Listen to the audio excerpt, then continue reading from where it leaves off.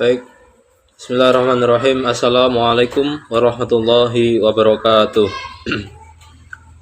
Pada kesempatan kali ini saya akan menjelaskan analisis konsep pengasuhan anak menurut pandangan Syekh Atiyah Shaqar dalam kitabnya yang berjudul Tarbiyatul Aulad fil Islam. Nah, konsep pengasuhan anak yang diusung oleh Syekh Atiyah Shaqar dalam kitabnya yang berjudul Tarbiyatul Aulad fil Islam ini memiliki 3 poin penting atau 3 pilar utama dalam konsep pengasuhan anak. Pilar yang pertama adalah bagaimana kita memahami hakikat dari mengasuh itu sendiri, yang mana pada hakikatnya mengasuh seorang anak merupakan perintah alami dalam jiwa manusia. Dalam kitab tersebut juga ditegaskan bahwasanya seorang anak merupakan bagian dari kedua orang tuanya, sehingga mengasuh atau merawat seorang anak sama halnya dengan merawat bagian tubuh mereka sendiri. Dalam sebuah pengasuhan juga terdapat kelangsungan hidup manusia, yang mana manusia terlahir dalam keadaan tidak bisa merawat dirinya sendiri. Dan jika hal itu dibiarkan, maka manusia akan mati dan umat manusia pun juga akan punah. Kemudian seorang anak juga dipandang sebagai sebuah amanah yang harus dijaga dan dirawat sejak ia masih dalam kandungan sampai ia lahir dan tumbuh menjadi dewasa. Nah, masuk pada pilar yang kedua, yaitu masa pengasuhan, yang mana dalam kitab Tarbiyatul Aulad fil Islam, masa pengasuhan ini tidak terbatas pada masa setelah anak itu lahir, tetapi dimulai dari prakonsepsi, yaitu pada masa sebelum menikah. Dalam Islam sendiri memerintahkan untuk memilih pasangan yang baik, juga yang dapat mengerti, juga memahami bagaimana agama ataupun karakter seorang suami ataupun seorang istri. Dalam sebuah perkataan yang terkenal yang di situ dikutip dalam kitab Tarbiyatul Aulad fil Islam menyebutkan, pilihlah air mani kalian karena darah merupakan dasar. Nah, dari perkataan tersebut dapat dipahami bahwasanya sifat orang tua dapat mewariskan dan menanamkan sifat dan nilai yang sama kepada seorang anak. Kemudian setelah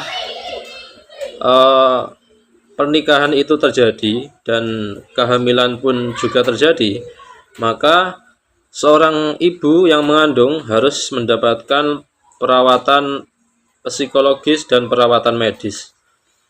Hal ini dikarenakan kondisi seorang ibu ketika mengandung juga akan berpengaruh pada kondisi sebuah janin.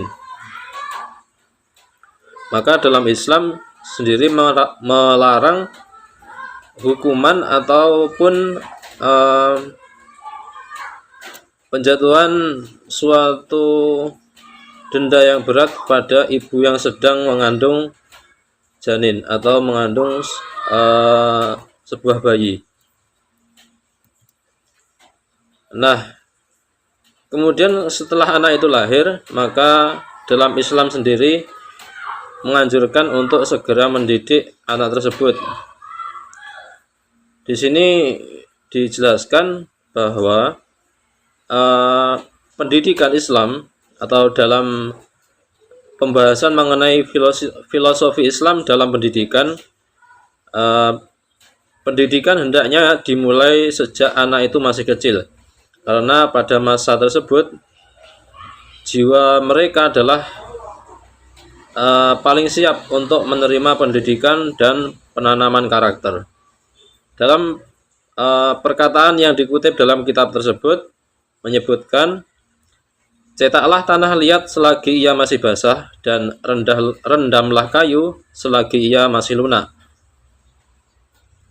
Ibnu Abbas dalam perkataannya yang dikutip juga dalam kitab tersebut menyebutkan, barang siapa yang tidak duduk di masa kecilnya pada tempat yang ia benci, maka ia juga tidak akan duduk pada masa tuanya di tempat yang ia suka.